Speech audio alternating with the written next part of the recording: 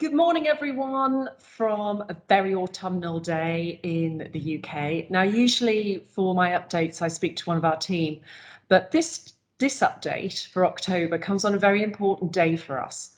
And for that reason, we've got a special guest who I'm going to introduce to you in a moment. So for many of you, you'll already know that today is Global Metastatic Breast Cancer Awareness Day, or as the community calls it, MBC Day, and it's part of Breast Cancer Awareness Month. So to give you some context, we are, as a business, very active in this area. We work with clients, patient groups around the world. Many of you will have been involved for Foundation Day in France, the US, UK, and Spain, working specifically with breast cancer and secondary breast cancer. So this is something that's close not only to me, but I know to all of our hearts.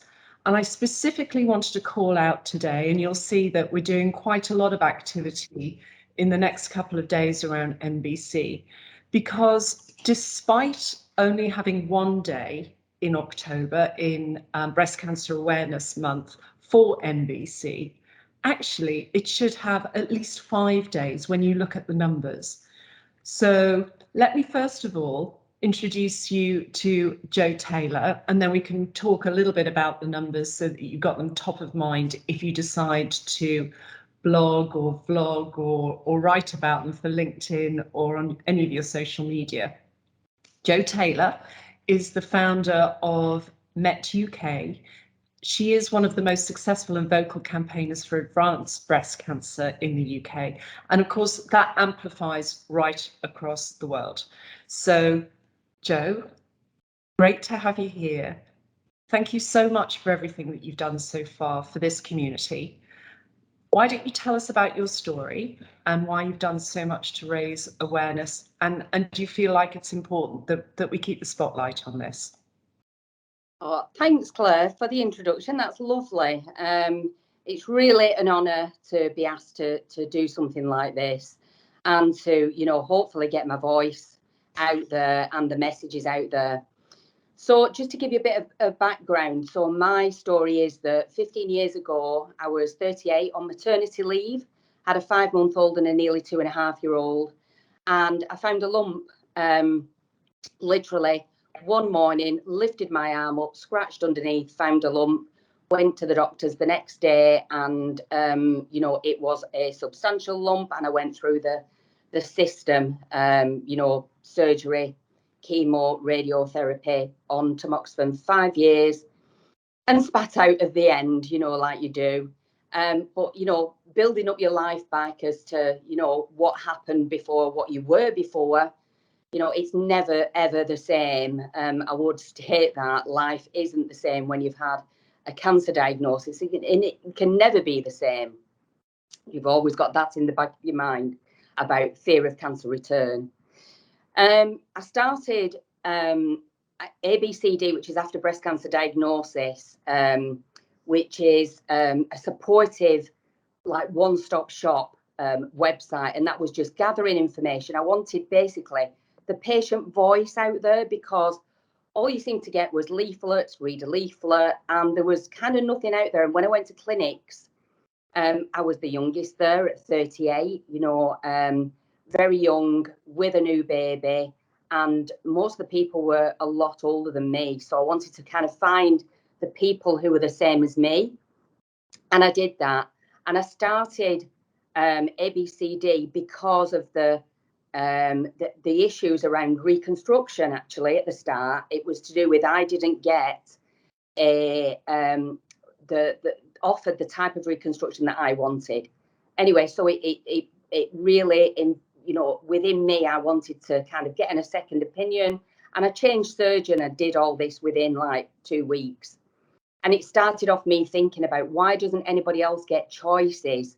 And I think that was a big thing within the NHS, within the National Health Service, within the UK. People don't always get the choice. Anyway, fast forward, 6 years later, ABCD was launched.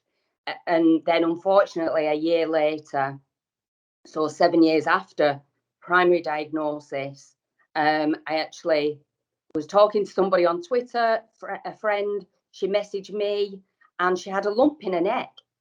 And strangely enough, I started feeling around my neck and found one lump, and then I found about 4.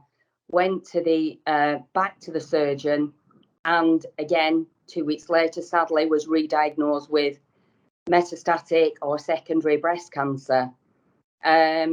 So, life completely changes then, because obviously, you're diagnosed with an incurable disease, which that you will die of at some point.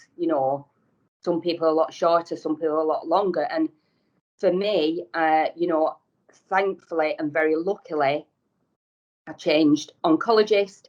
I had, I have a great oncologist who supports me massively, and I'm still on first line treatment for my disease 8 years later. So I've been living with it for 8 years and living pretty well, doing lots and lots of things, not just advocacy, but an exercise retreat. I do motivational exercise retreats 5 times a year for breast cancer patients specifically. And, it's getting that message out. And actually, the other thing that I wanted to do is get primary and secondary patients together.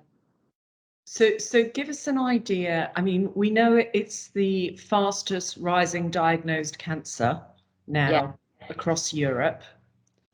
What percentage of those women will get a secondary cancer? Yeah. So out of the the numbers of people, I mean, in the UK, it's around about 56,000, I think, that are diagnosed with primary, but around about 30%, and I think in America they say 20 to 30%, because again, they haven't got figures, will go on at some point to metastasize, and that can be up to 20 years later. And that's the scary fact, that there's no joined up kind of, with BPs, with oncologists, with surgeons. Nobody is actually talking about this disease. People are basically sent off skipping into the sunset, oh, I'm cured, but actually there is a risk of reoccurrence. And we don't know who those people are. I think that's the thing.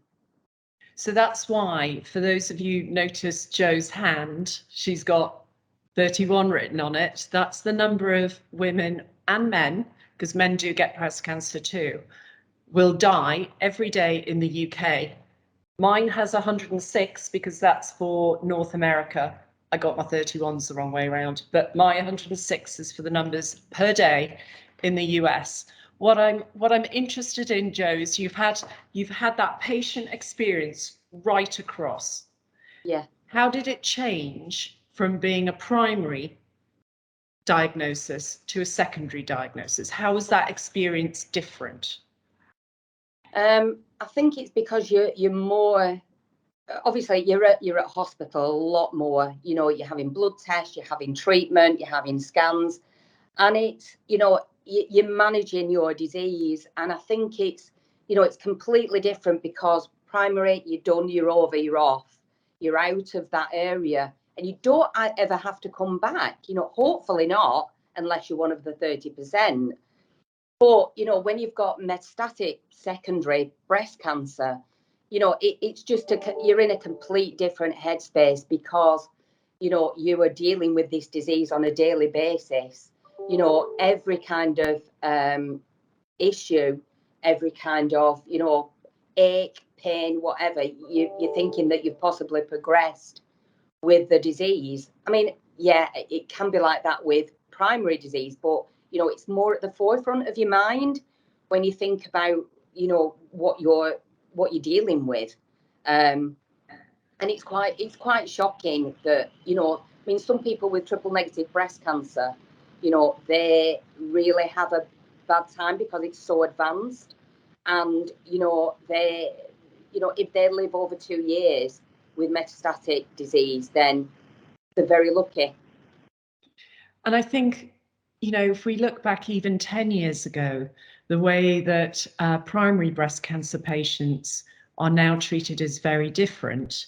But I feel like we've got a way to go in metastatic disease about how we draw attention to it. And I recognize that truly I do, from human, I'm talking to you as person, obviously. and an activist and a blogger. So apologies if my language is not sensitive. We do try very hard, but we can still get it wrong.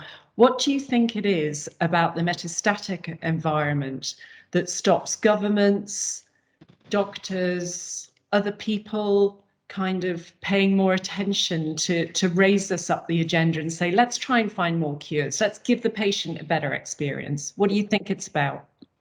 I think it's a number of things. I think, first of all, awareness is a big issue. And if you're not told about secondary breast cancer, when you have primary disease, then people ignore it. You know, there's a lot of talk about, we're scaring people. And this is what I've had from other people. And in fact, I've just recently written a blog which came out the other day, which somebody said something quite negative on Facebook. And so I had to write about it. And it's because people aren't told about us. And we're a bit like a dirty little secret. You know, they don't want to know about us. They don't want to talk about us because it's too scary. And that's what I heard from my own oncologist and my clinical nurse specialist. We can't tell people, Jo, because it's too scary. That's when I was creating the infographic. So the infographic, which shows signs and symptoms of metastatic secondary breast cancer, where it could metastasize to, just an informative piece of a graphic. And that's what I was actually told. And that's what I've been told numerous times. But I know through people in my community who've been diagnosed with metastatic disease, that's what they want to hear. And they've said, why didn't I get told about this? Why were I not informed? Somebody the other day, a blogger and an Instagram, somebody on Instagram contacted me the other day. She's writing a book. She wants the infographics included in there. And she said, why wasn't I told about this? She's a primary patient. So, I think we need to inform patients. That's the first thing. Inform them, make them aware of secondary breast cancer and where it will metastasize to, because that also helps them with fear of cancer return. It helps them to kind of compartmentalize that, and not worry constantly that, something's happening and that pain in my little finger, it could be secondary breast cancer. Well, it's not. But, there are other signs and symptoms and people need to be aware of that. I think that's the first real step that needs to happen across the board, whether it's in oncology clinics, GPs need to be aware of it, doctors who you go to, they need to be aware, because too many people are ignored with signs and symptoms. I've heard so many stories and really sad stories where people have died because it's not been recognised early enough. It's the patients being their own advocates to change opinion in a wider sense. You mentioned right at the beginning that we just don't know either who's progressing or who's progressed. So why are we just not set up in the right way? Well, there are no tests, are there, to actually, when somebody's had primary breast cancer, there are no tests there to confirm to them, because, a scan isn't a standard thing to do. And again, I've heard, well, what's the point in scanning people? What is the point? Because if they do get secondary breast cancer, well, they've got secondary breast cancer. And I don't understand that, because what we talk about a lot is, because I go to research events, I go to ESMO, I've been to various kind of conferences like that, and finding it early, actually, this set of people could be cured. Now, my sternum mets was oligometastatic. Didn't understand it at the start, but I do now. And I think, if we can, it's just like primary breast cancer, find a lump, get it sorted, catch it early. Well, I feel that the same thing needs to be done with metastatic secondary breast cancer. We need to find it early. People need to find that early, and it will give you, I feel, a better outcome. Whether it's the drugs that, the actual, obviously, awareness is a key thing. But then you've got to get access to the right drugs, access to clinical trials, access to surgeries, access to radiotherapies, all these things It's in all about a connected health experience, and that's a shameless plug for what we do, because we like to think that what we do is we put that patient through a connected health experience. Yeah. To advocate for them, but also for doctors and nurses and governments to look at it and go, oh yeah, that's a really easy fix. If you follow that, that influences that, and the 20 steps in the way. Yeah. Actually, it's just how we treat any other disease. Absolutely, yeah. That you're doing now is putting that spotlight on it to say, we are worth it because you can cure us. Yeah, yeah.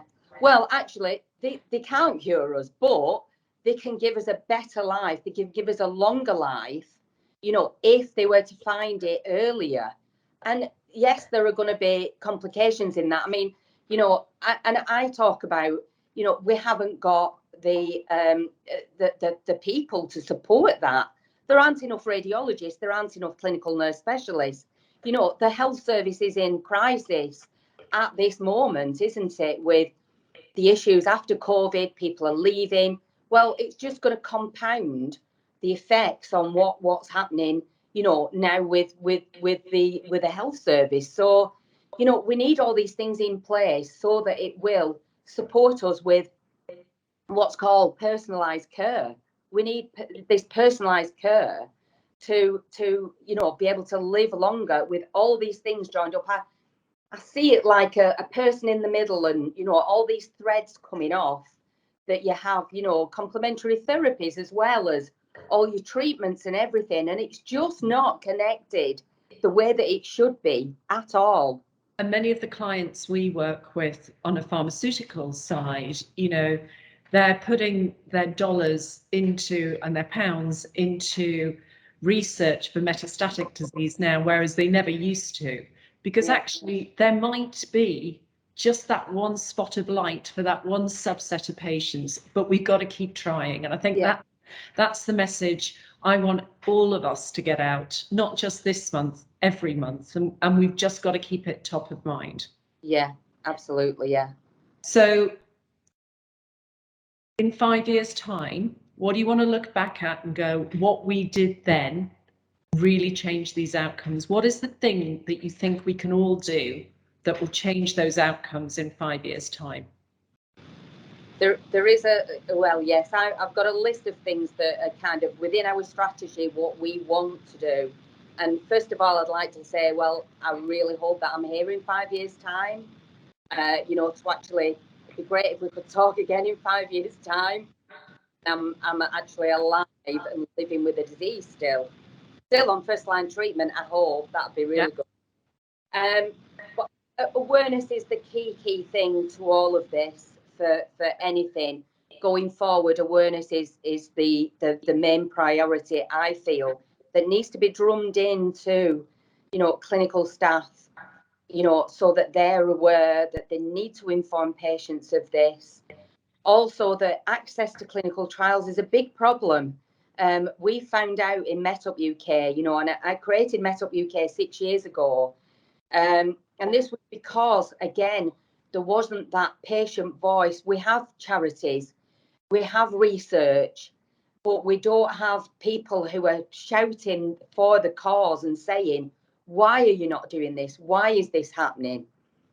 You know, we don't seem to have that, you know, the people who are vocal enough to call people out.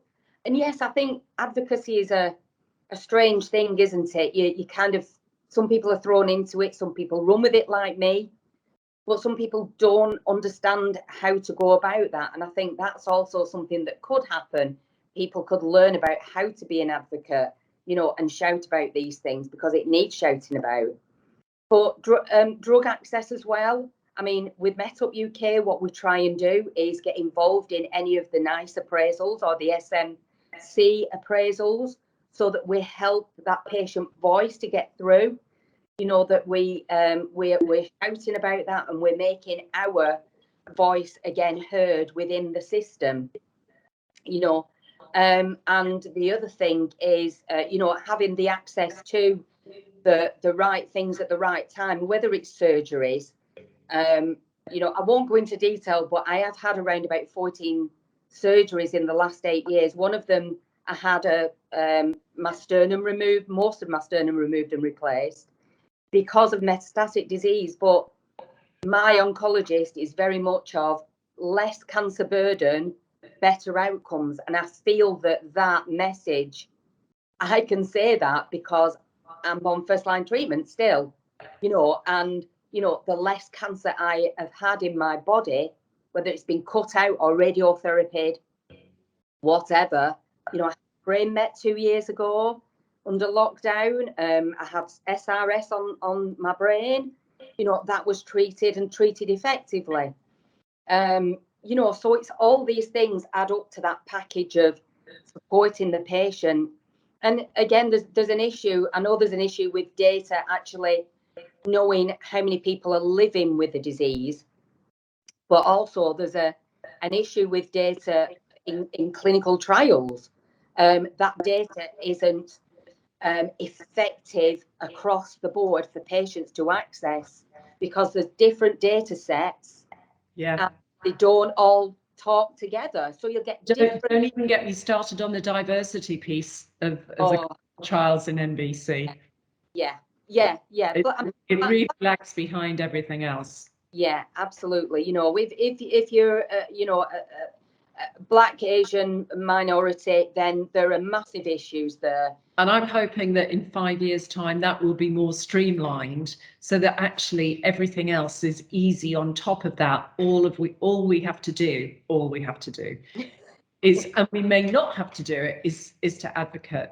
And I do have to thank you so much for the work that you're doing with us to make sure that we can amplify yours and everyone else's voices in the right way, with the right language.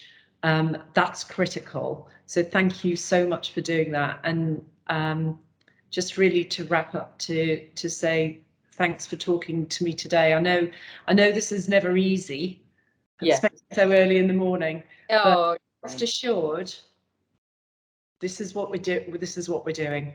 Yeah. And not just in October. So thank you, Jo. And thank you, Claire. Thank you for giving me the platform to actually talk about this, because I think we need to open up these conversations and, get government behind this as well as everybody else. Our disease really needs that focus, and that's hopefully what this will bring, a bit more of. And, if we can all work together, it's a collaborative thing. I think that's one of the main things as well. We've got to collaborate on this to get better outcomes for people. And you need to carry on collaborating with us, and then we'll do a catch up next year and in 5 years.